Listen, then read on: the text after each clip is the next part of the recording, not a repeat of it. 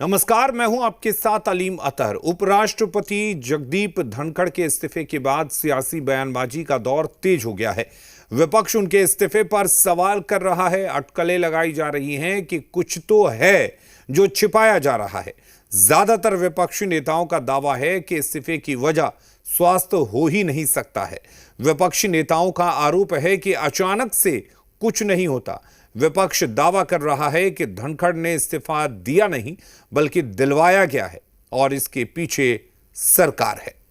माननीय सभापति जी,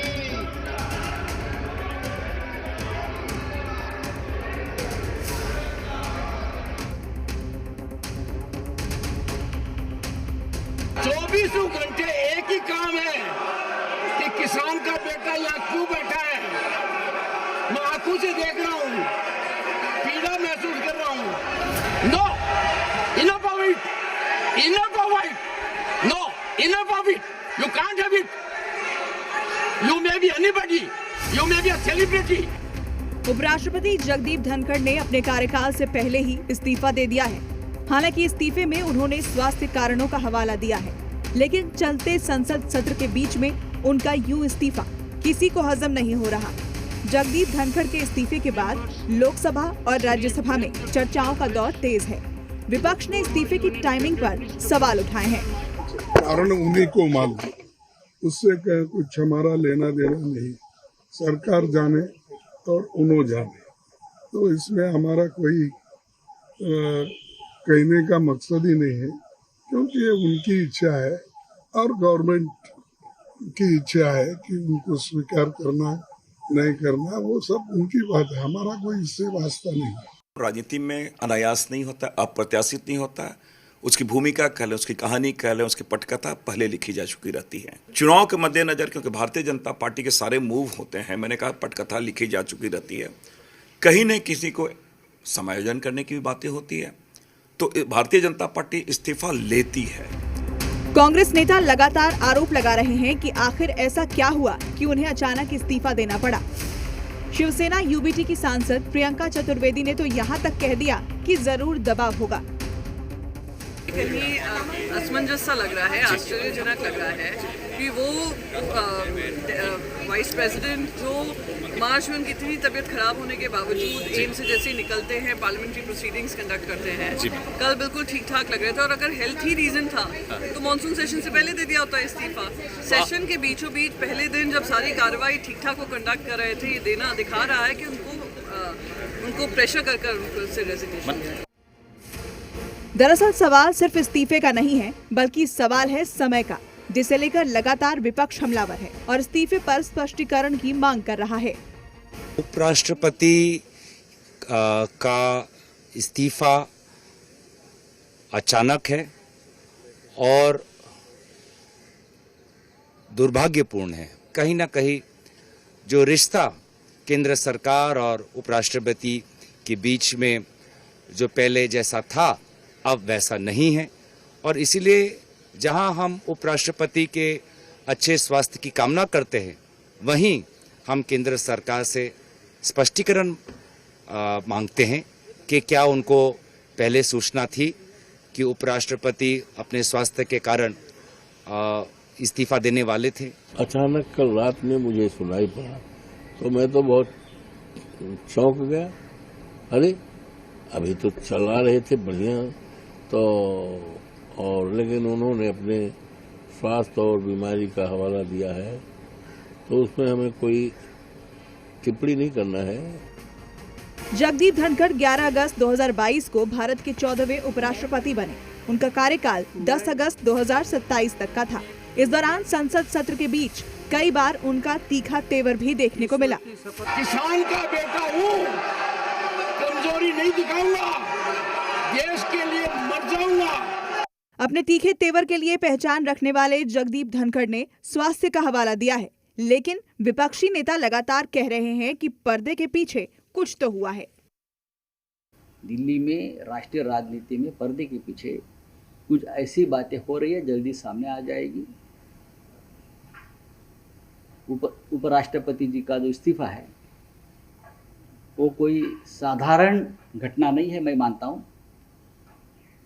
जो कारण दिया है उनकी हेल्थ का, मैं मानने को तैयार नहीं। वो बहुत ही स्वस्थ आदमी है, खुश मिजाज आदमी है, वैसे मैदान छोड़ने वाले आदमी तो नहीं है। विपक्ष की ओर से ये भी आरोप लगाए जा रहे हैं कि सरकार और उपराष्ट्रपति के बीच सब कुछ ठीक नहीं चल रहा था। महाभियोग प्रस्ताव को लेकर भी उनके साथ मतभेद थे। जो इस्तीफा उनका आया है वो कहीं से नहीं लग रहा कि उन्होंने वो स्वास्थ्य के कारणों से चलते। अभी तो ऊपर वाले की दुआ से उनकी सेहत बहुत ठीक है और देश के करोड़ों लोगों की दुआएं उनके साथ हैं, लेकिन ये बड़ा रहस्यमय तरीके से चीजें हो रही हैं जो देश के हित में नहीं है। समझ में नहीं आया कि अचानक एकदम इस्तीफा किस तरह क्यों दे दिया जी, क्योंकि कोई बात तो है जिसकी पर्दादारी हो रही है जी, कुछ ना कुछ तो पीछे है जिसके वजह से वो इतना आहत हुए कि उनको इस्तीफा देना पड़ा। धनखड़ का राज्यसभा सभापति के रूप में विपक्ष के साथ कई बार टकराव रहा। पिछले साल दिसंबर में विपक्षी दलों ने उनके खिलाफ अविश्वास प्रस्ताव का नोटिस दिया था। बीमार भी थे लेकिन इस्तीफा नहीं दिया था। ऐसे में अचानक इस्तीफा और इसकी टाइमिंग को लेकर विपक्ष लगातार कह रहा है कि कुछ तो है जो छिपाया जा रहा है। ब्यूरो रिपोर्ट, जी मीडिया। उपराष्ट्रपति जगदीप धनखड़ का इस्तीफा मंजूर कर लिया गया है। बीते दिन ही धनखड़ ने राष्ट्रपति मुर्मू को पत्र भेजकर पद से इस्तीफे की बात कही थी। उन्होंने इस्तीफे के पीछे स्वास्थ्य कारणों का हवाला दिया था। आज राज्यसभा को जगदीप धनखड़ के तत्काल प्रभाव से इस्तीफे के संबंध में गृह मंत्रालय की अधिसूचना के बारे में सूचित किया गया। इस बीच प्रधानमंत्री नरेंद्र मोदी ने एक्स पर पोस्ट कर धनखड़ के उत्तम स्वास्थ्य की कामना की। उन्होंने लिखा, जगदीप धनखड़ को भारत के उपराष्ट्रपति सहित कई भूमिकाओं में देश की सेवा करने का अवसर मिला है। मैं उनके उत्तम स्वास्थ्य की कामना करता हूं।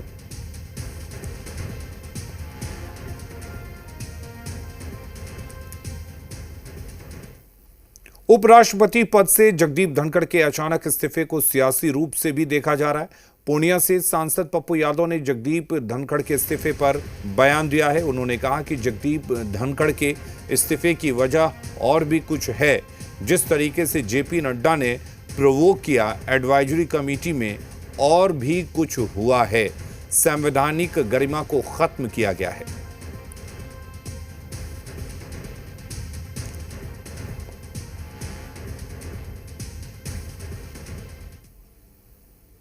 अच्छा एक बात बताइए ना भैया, इसमें देखना करे तो पूरी दुनिया देख रही है। नहीं, पप्पू यादव को क्या लगा? भैया पप्पू यादव को नहीं, पूरी दुनिया के चश्मे से पप्पू यादव देखता है जी।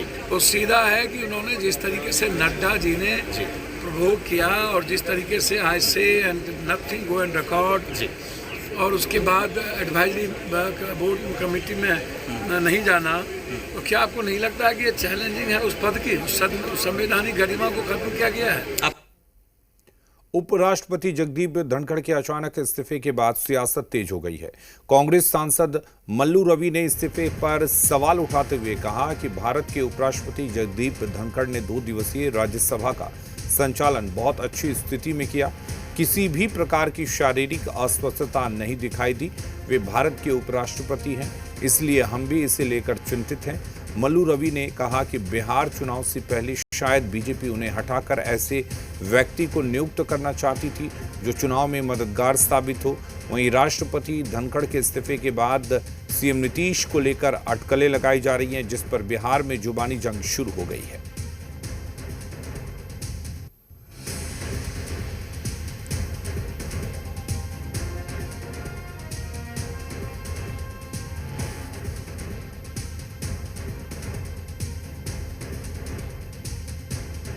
The resignation, though it is mentioned in his letter, that is, his health is not good to continue as Vice President of India.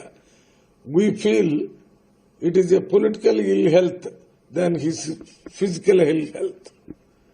Particularly before Bihar elections, maybe the BJP government wanted to get rid of him. Congress के पास इस बात का कहाँ प्रमाण है? ये बात तो उनको बताना चाहिए ना। और दूसरी बात, धनखड़ जी ने जो उपराष्ट्रपति पद से इस्तीफा दिया है, उन्होंने इसका कारण स्वास्थ्य कारण बताया है और ये बेहतर वही बता सकते हैं। कांग्रेस को इसकी कोई जानकारी। हम लोग तो यही चाहेंगे कि हमारे नेता बिहार का सेवा कर रहे हैं और बेहतर ढंग से कर रहे हैं, यही उनका सेवा अच्छा लगे। आज बिहार में जो शासन चल रहा है वह दिल्ली से चल रहा है, भाजपा के इशारे पे चल रहा है।